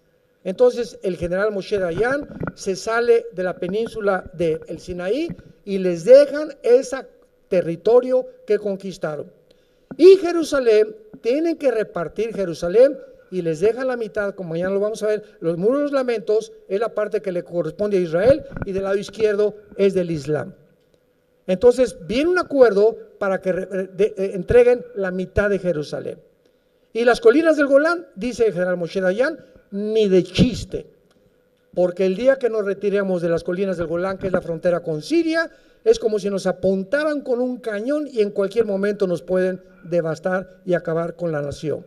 Entonces, hasta este momento mantienen el control de las colinas del Golán, de la mitad de Jerusalén, y cuando llegan, ¿verdad?, le dan la franja de Gaza a los palestinos y el Banco Oriental en Jericó, donde tú y yo comimos hace 1 o 2 días. Esta ha sido la guerra más espectacular de todos los tiempos, porque está escrito que nadie los iba a sacar de su tierra, que Dios los había establecido. Ahora, vean ustedes también que esto es maravilloso, porque en Mateo capítulo 23, Cristo dijo estas palabras, versículo 37 al 38. Mateo 23, 37 al 38, y dice así: Jerusalén, Jerusalén, es Jesús, el Mesías, hablando, que matas a los profetas y apedreas a los que te son enviados. Escuchen muy bien estas palabras, hermanos. ¿Cuántas veces quise juntar a tus hijos como a la gallina, juntar a sus polluelos debajo de las alas, y no quisiste? He aquí, vuestra casa os es dejada desierta. Porque os digo que desde ahora no me veréis hasta que digan, Baruch Hashem, Adonai Eloheo. No me volverán a ver hasta que me reconozcan como el Mesías. ¿Y cuándo será esto? Cuando se cumpla la semana 70 de Daniel, que es los 7 años de la gran tribulación. Vean la profecía en el libro de Oseas. En el libro de Oseas, que está junto a Daniel, vean ustedes qué profecía en el capítulo 3 de Oseas se hizo 700 años antes de Cristo. Oseas 3, versículo 4. Porque muchos días estarán los hijos de Israel sin rey, sin príncipe, sin sacrificio, sin estatua, sin efod y sin terafines. Cristo muere, les dice, van a quedar desiertos, no me vuelven a ver. Yo me regreso al Padre y no voy a regresar hasta que cuando regrese ustedes sepan y me reconozcan que yo soy el Mesías. Entonces Cristo se va al cielo y Dios forma la iglesia y Israel queda ahorita bajo el juicio de Dios. Actualmente Israel no es la nación de Dios. En Cristo no hay judío, ni griego, ni italiano, ni español, ni mexicano. Ahora me decía nuestro guía, entonces el judío, ¿qué es actualmente? Digo, los que se acepten como el Mesías forman parte de la iglesia. Y la iglesia está formada actualmente por judíos mesiánicos que han aceptado a Jesús. Un judío ahorita que acepta a Jesús forma parte de la iglesia. Como el capitán del barco en Galilea, que se presentó y dijo que él creía en el Mesías, es judío, él forma parte de nosotros, de la iglesia. Así que nosotros, me preguntaron también, ¿y por qué no te haces tú judío? Le digo, porque ya lo somos. ¿Cómo que ya son ustedes judíos? Sí, porque la palabra judío significa el que alaba. Y Jesús dijo, Dios mi Padre busca a los que le alaban y adoran en espíritu y en verdad. Y ahora la iglesia somos los únicos que alabamos a Dios en espíritu y en verdad. Somos los verdaderos judíos. Espiritualmente. No tengo que hacer un juramento al judaísmo ni ponerme la kipá para poder identificarme con Israel. Dios sabe quiénes somos nosotros, pero hemos dicho y nos hemos cansado, Dios no ha acabado con Israel. Viene por ellos y todo esto que estamos haciendo, visitando y llenando esta tierra con todo aquí, con los cristianos, no se imaginan el testimonio que estamos dando, principalmente a los guías. Están asombrados los guías que sabemos más de teología que ellos. Ellos son expertos en historia y en arqueología y paleontología, antropología, y qué bárbaro, qué lecciones. Hemos recibido lecciones gratuitas, ahora sí, ¿verdad? Incluidas en el viaje, una lección de un maestro todos los días. Yo no me canso de ir, Isaac, ¿cuánto conocimiento tienen por el amor de Dios? Pero no pueden meterse a la teología porque aún las vendas no se les caen de sus ojos y no entienden muchas cosas que nosotros hemos comenzado a entender. Regresamos a Daniel y en penúltimo lugar dice la Biblia que después de que las murallas sean reconstruidas, se cumplan los 483 años, versículo 26. Y después de las 62 semanas, se quitará la vida al Mesías. Profetizado 600 años antes de Cristo. Daniel vivió en el año 680, 683 antes de Cristo. Y dice, mas no por sí. Y el pueblo de un príncipe que ha de venir destruirá la ciudad y el santuario. Y su fin será con inundación hasta el fin de la guerra. Durarán las devastaciones. Y por otra semana, aquí está, la última semana, los últimos 7 años para que se acaben de cumplir los 490 años o las 70 semanas de la profecía. 7 por 7 son semanas de años, 490 años. Ya se cumplieron 483 y quedó una semana pendiente, que es esta semana. Y esta semana, ¿quién es el que la va a confirmar? El príncipe que ha de venir, que es el anticristo. En el momento que el anticristo confirme, y vean qué interesante lo que dice, el príncipe que ha de venir destruirá la ciudad y el santuario, su fin será con inundación, y por otra semana confirmará.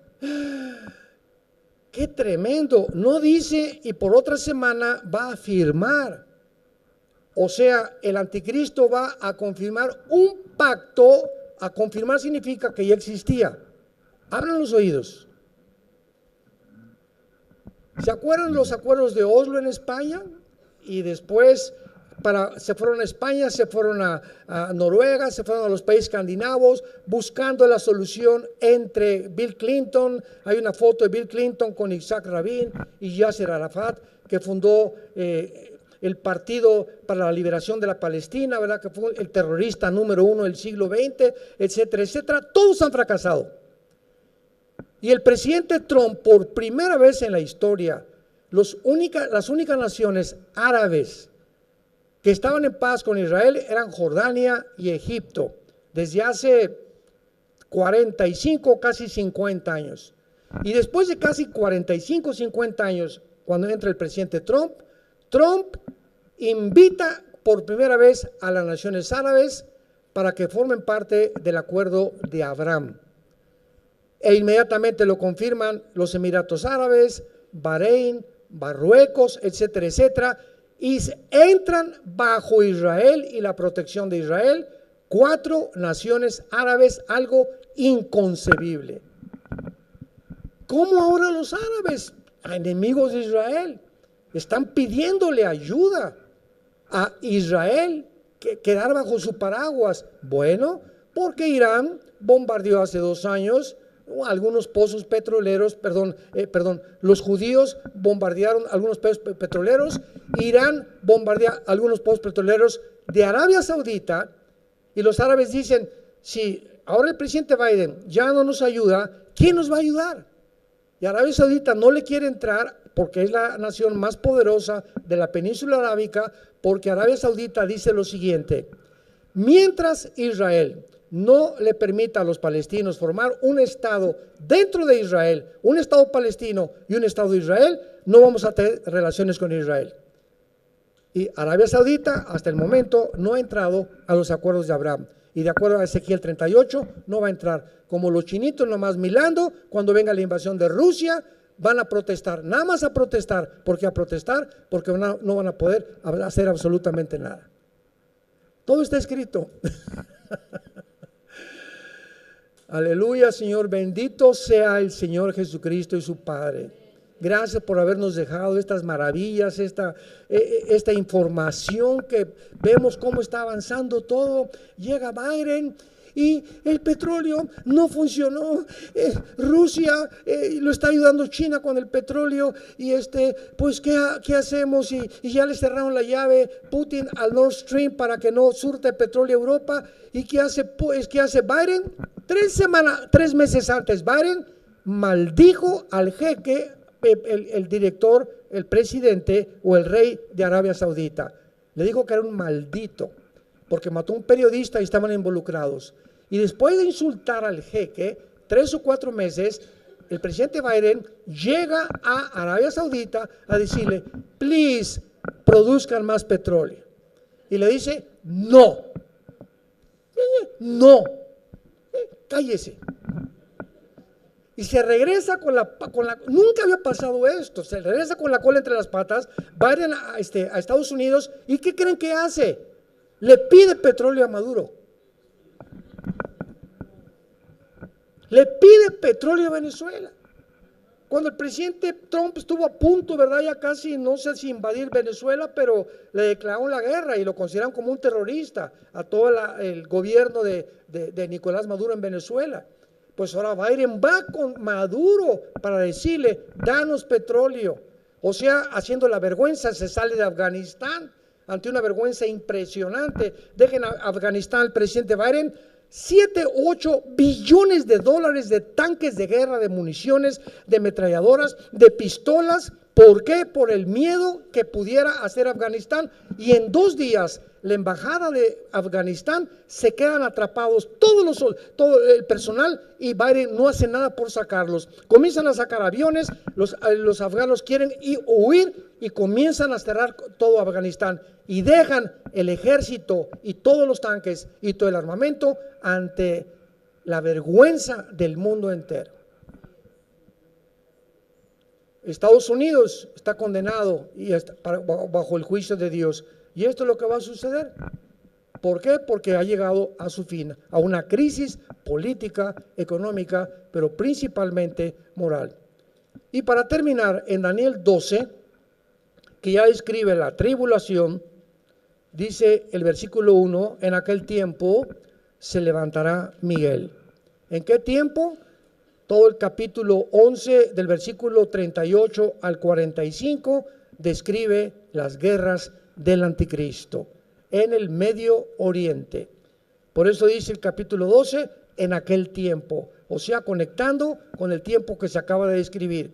Se levantará Miguel. Ustedes saben que el arcángel Miguel es el arcángel de Israel, ¿verdad? ¿Sabían? Es el arcángel que cuida esta nación. El mero jefe de todos los billones de ángeles del universo, Miguel, cuida la nación de Israel. ¿Habrá alguien que cuide Toluca o México?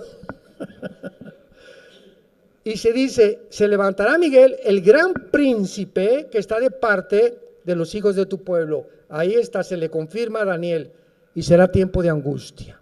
O sea, Miguel se va a levantar en el tiempo de la semana 70 de la tribulación, y en Apocalipsis 12 dice, y habrá una guerra en el cielo entre Satanás y sus ángeles y Miguel y sus ángeles.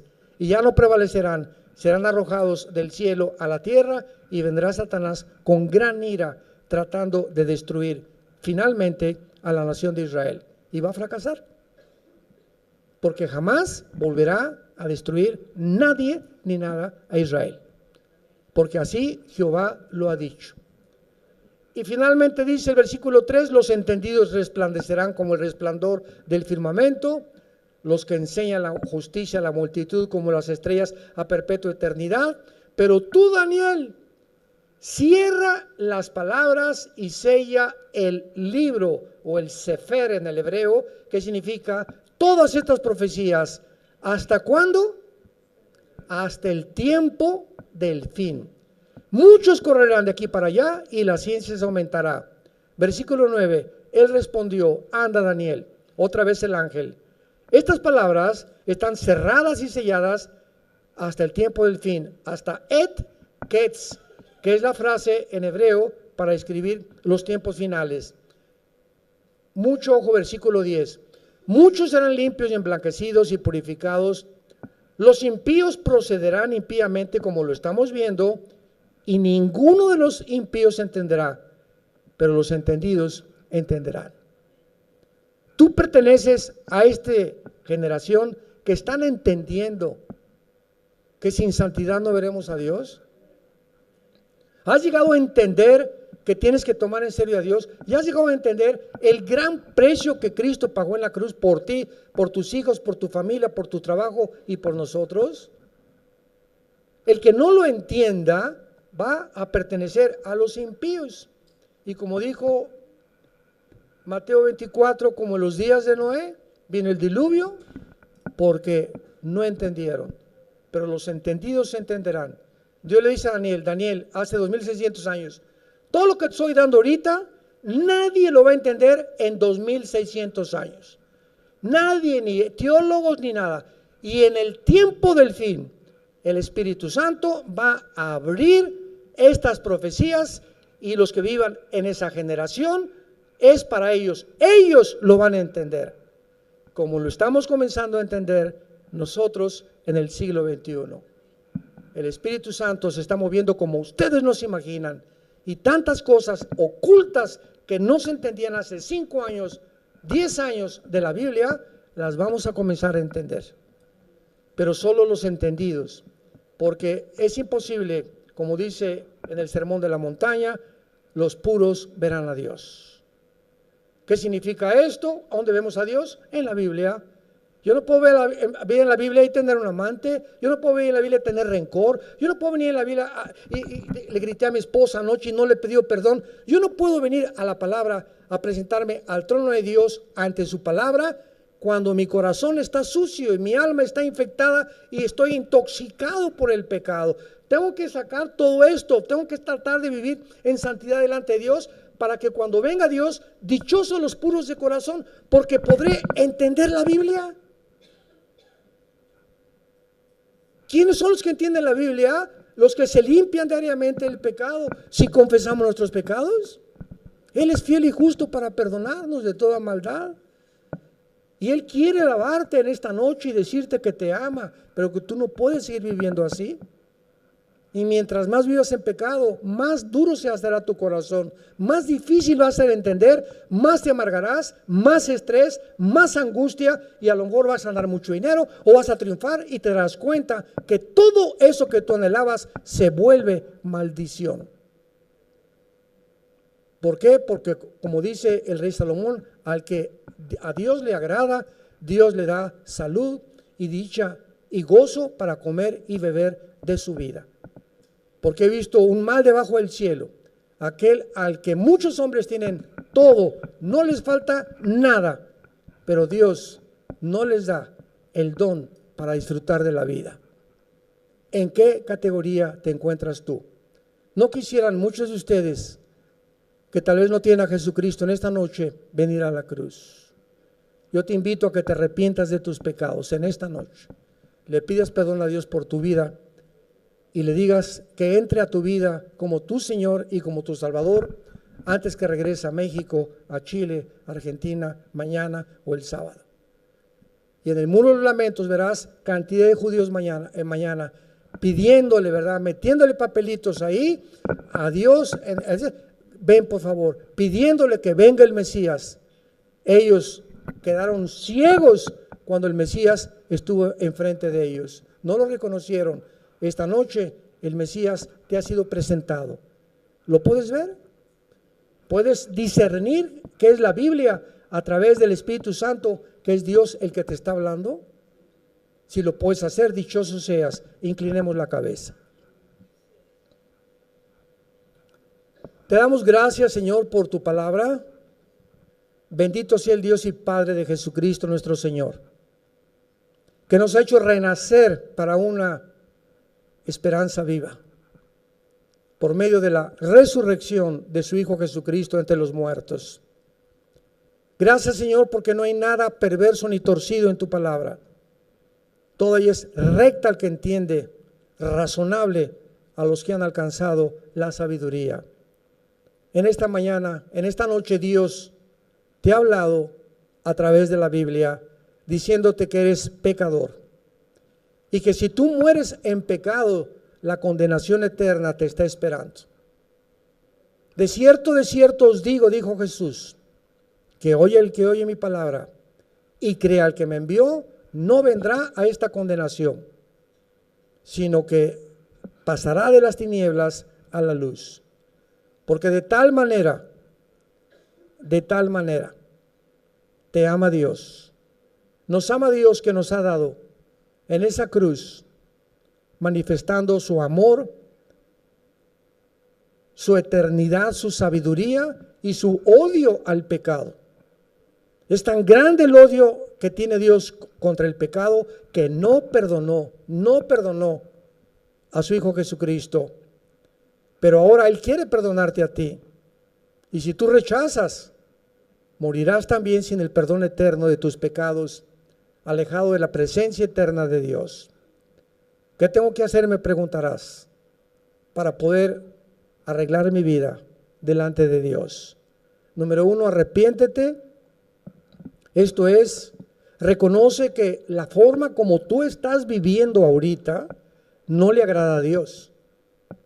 Que necesitas cambiar de camino e ir en sentido contrario al camino que llevas. Porque si tú crees que hay caminos que te estás realmente bendiciendo, hay caminos que parecen derechos, pero su fin es camino de muerte.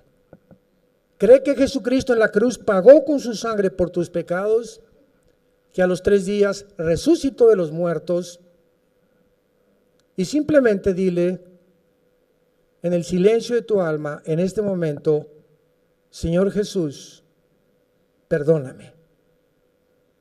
Creo que en esa cruz pagaste con tu sangre por mis pecados y te pido en este instante que entres a mi vida, porque creo que vives, que venciste la tumba y que eres mi única esperanza, fortaleza, mi roca, esperanza mía, castillo mío, mi Dios. De aquí en adelante, ¿en quién confiaré? Gracias por darme la vida eterna y las promesas que el día que yo muera voy a verte cara a cara, enjugarás mis lágrimas y podré saber que valió la pena haber muerto a mí mismo, a mí misma, y haberte entregado mi vida en esta noche. En el nombre de Jesús. Amén. Y amén. Y amén.